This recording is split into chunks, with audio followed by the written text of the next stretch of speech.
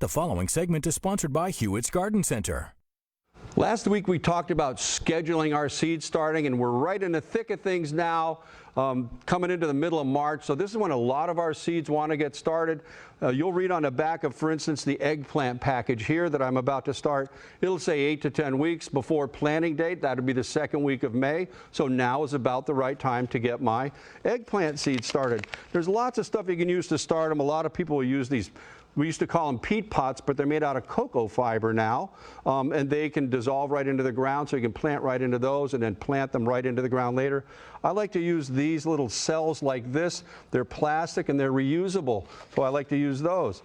Then what I've done is I've filled them with a sterilized seed starting soil. Very similar to potting soil, but it's ground up even finer for seed starting. So it's a real good choice for this project. You want to make sure you use sterilized soil, of course, to avoid diseases. In this little tray here, I'm using a half flat so it can fit on a windowsill. Cover it up with this little humidome while the seeds are germinating. Once they're up, you have little green shoots coming up. You want to take this off so that they can breathe.